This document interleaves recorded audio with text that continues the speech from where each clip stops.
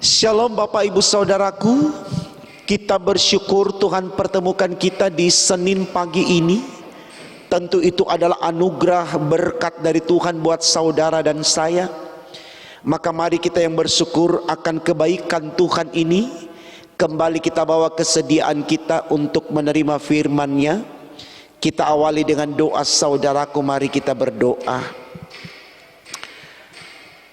Bapa kami yang ada di sorga, Allah yang kami sembah di Kau di dalam Yesus Tuhan kami datang mengucap syukur kepadamu untuk kebaikan-Mu, karena kami tahu Tuhan, karena kebaikan-Mu itulah kami boleh ada di hari ini. Maka berkenan Tuhan berkati kami di hari ini yang kembali bersedia untuk menerima firman-Mu, agar lewatnya kami dituntun untuk mengerti bagaimana kami harus menyembah Engkau di totalitas hidup kami. Berfirmanlah kepada kami ya Bapa di sorga, karena kami sedia mendengarkannya. Demi Yesus Tuhan kami sudah berdoa kepada Bapa di sorga. Amin. Saudaraku, bacaan Alkitab kita di Senin pagi ini terambil dari kitab 3 Yohanes 1 ayat 1 dan 2. Demikian firman Tuhan. Dari penatua kepada Gayus yang kekasih, yang kukasihi dalam kebenaran. Saudaraku yang kekasih, aku berdoa semoga engkau baik-baik dan sehat-sehat saja dalam segala sesuatu, sama seperti jiwamu baik-baik saja. Tema khotbah kita di pagi ini saudaraku dituliskan demikian dalam Sabda Bina Umat, saling menopang. Saudaraku, kalau kita baca tema khotbah kita yang tertulis dalam sebuah kalimat pendek, yaitu saling menopang, tentu memiliki makna yang sangat baik sekali. Karena kita sadar betul bahwa dengan manusia saling menopang atau saling mendukung, saling menyemangati, akan berdampak baik pada kehidupan manusia itu sendiri. Bahkan kita bisa katakan dengan manusia saling menopang itu akan memberikan kekuatan yang lebih besar kepada kelompok manusia itu ketimbang manusia satu dengan yang lain saling menjatuhkan, saling menjelekkan, saling fitnah menfitnah dan seterusnya. Nah, saya pikir tema khotbah ini sangat relevan, sangat kontekstual dengan situasi kita sekarang yang sedang menghadapi wabah virus corona, di mana ada banyak manusia yang menjerit dalam tangis yang berkepanjangan karena kondisi kehidupan yang tidak dapat lagi teratasi. Entah itu masalah pendidikan anak-anak dengan cara belajar secara online, tentu ini juga tidak mudah, tapi tetap baik untuk kita ikuti sebagai bentuk dukungan kita kepada pemerintah yang memfasilitasi proses belajar mengajar secara online ini. Demikian juga mungkin karena masalah ekonomi ada beberapa orang yang kehilangan pekerjaan dan seterusnya. Nah, di sini saudaraku, kalau manusia tidak memahaminya untuk bagaimana dia hadir menjadi bagian yang mendukung, menopang, menyemangati sesamanya, maka tentu sebagian orang akan kehilangan keceriaan hidupnya, sebagian orang akan kehilangan kebahagiaan hidupnya. Saya yakin kita tidak akan berkata syukur untuk penderitaan saudaraku, karena kita orang yang beriman. Saya yakin kita tidak akan berkata demikian. Tapi ketika kita melihat kondisi atau keadaan sesama kita yang katakan merana, sedih dan seterusnya, bagaimana dengan kekuatan yang ada pada kita, kita menopangnya, kita mendukungnya. Paling tidak saudaraku, kita mendoakannya. Itu juga merupakan salah satu bentuk topangan kita atau dukungan kita terhadap saudara kita. Bagaimana kita minta Tuhan untuk menolongnya, bukan berupaya untuk mencelakainya, bukan berupaya untuk semakin menindasnya. Ibarat pepatah orang bilang, jatuh dari tangga tertimpa tangga pula. Tidak, tapi betul-betul kita hadir sebagai penolong bagi saudara kita tersebut, ya. Karena kenapa saudaraku? Karena memang tidak ada manusia yang sempurna. Artinya karena manusia memiliki keterbatasan, dia bukan Allah, sehingga manusia sangat membutuhkan sesamanya untuk mengisi kekurangannya itu.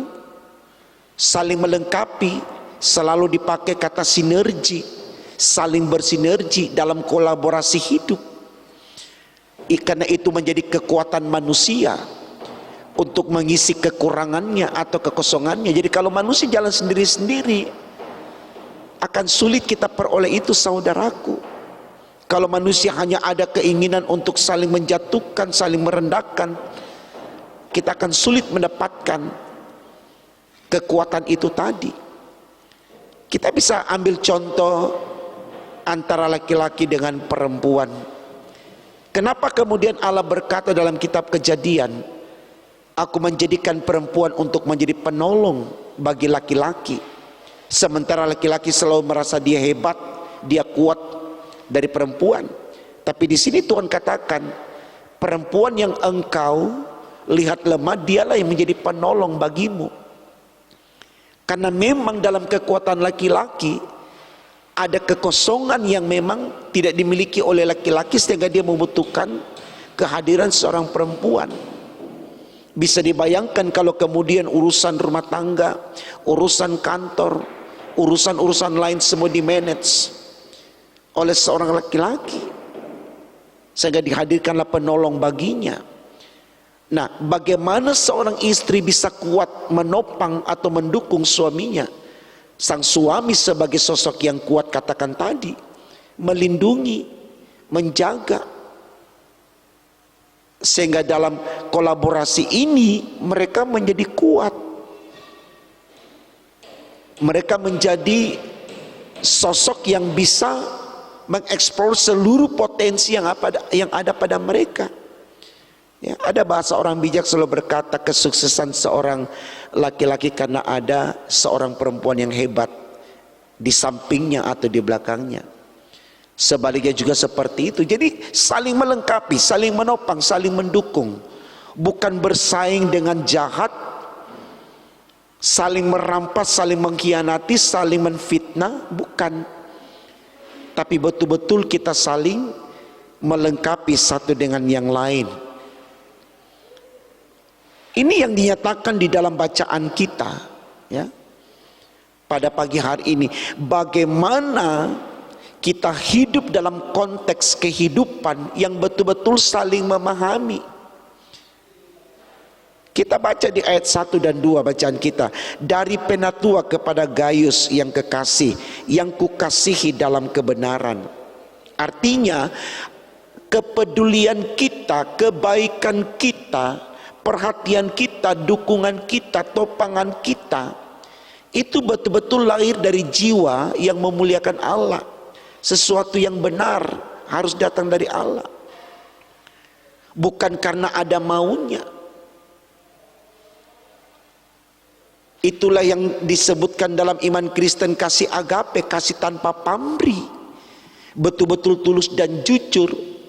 Maka perhatian, kebaikan, topangan kita itu harus datang dari sebuah kebenaran. Ayat yang kedua dia katakan begini, saudaraku yang kekasih, aku berdoa semoga engkau baik-baik dan sehat-sehat saja dalam segala sesuatu, sama seperti jiwamu baik-baik saja.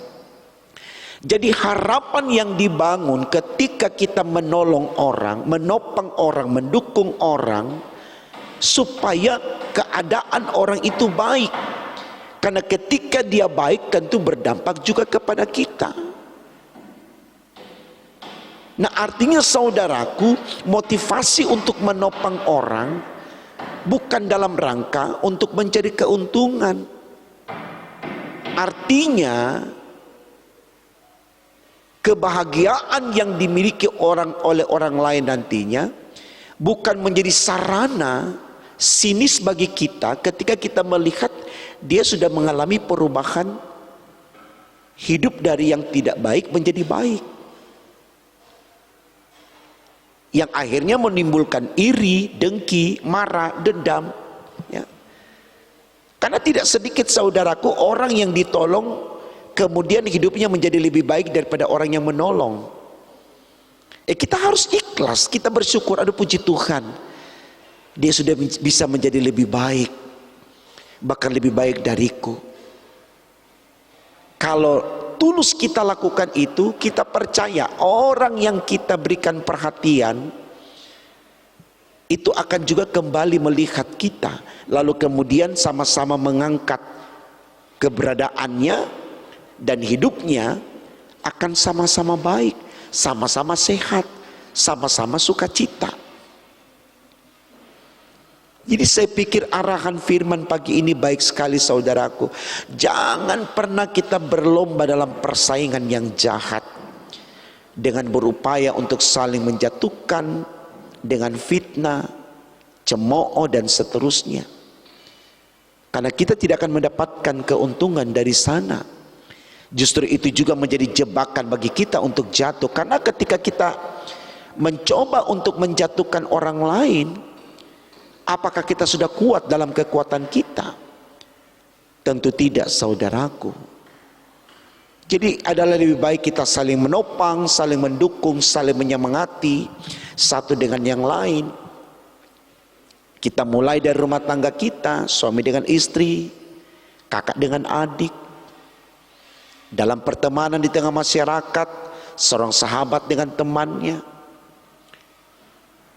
dalam hubungan kerja di kantor, satu dengan yang lain, bermitra dengan baik, dengan solid. Saya percaya kalau manusia saling menopang, manusia saling mendukung, maka manusia akan lebih kuat di dalam memerangi hidup ini, dan mereka bisa mencapai sesuatu yang lebih baik. Karena tidak ada orang yang bersinergi, selaras dalam melangkah, senada dalam berkata, lalu kemudian akan mengalami kemunduran. Tidak, tapi akan mengalami kemajuan-kemajuan yang luar biasa. Nah karena itu saudaraku, mari renungan kita di pagi ini benar-benar membuat kita untuk mengerti bagaimana kita bersedia untuk selalu menjadi bagian yang menopang, yang mendukung, yang menyemangati sesama kita dalam kehidupan ini. Karena itulah yang disebutkan kepada manusia sebagai makhluk sosial, bahwa dia tidak bisa hidup tanpa orang lain. Hindari sifat individualis, hindari sifat eksklusivisme, karena itu tidak menguntungkan bagi kita, tetapi justru akan merusak sendi-sendi kehidupan kita. Karena itu saudaraku, sekali lagi semangat untuk saling menopang. Percaya itu akan menjadi kekuatan kita untuk bisa memerangi hidup ini dalam tantangan seperti apapun. Karena di sana Tuhan berkenan atas hidup kita. Tuhan memberkati firman-Nya. Amin. Mari kita berdoa saudaraku. Terima kasih Tuhan karena Engkau sudah memberikan pengertian kepada kami betapa pentingnya kami saling mendukung, saling menopang, saling menyemangati satu dengan yang lain sebagai kekuatan kami dalam memerangi hidup yang penuh tantangan dan pergumulan ini. Khususnya di masa-masa COVID-19 ini Tuhan, jangan biarkan kami saling mencela, saling menjatuhkan satu dengan yang lain, tapi biarlah kami bisa saling mengerti di tengah kelebihan dan kekurangan masing-masing, lalu kemudian kami saling mengisinya menjadi satu kekuatan bagi kami demi untuk kemuliaan nama-Mu. Terima kasih ya Allah di sorga, berkati kami terus dengan apa yang ada pada kami demi untuk kemuliaan nama Tuhan. Kami siap melangkah hari ini, sehatkan kami, kuatkan fisik kami, teguhkan iman kami demi untuk kemuliaan nama Tuhan.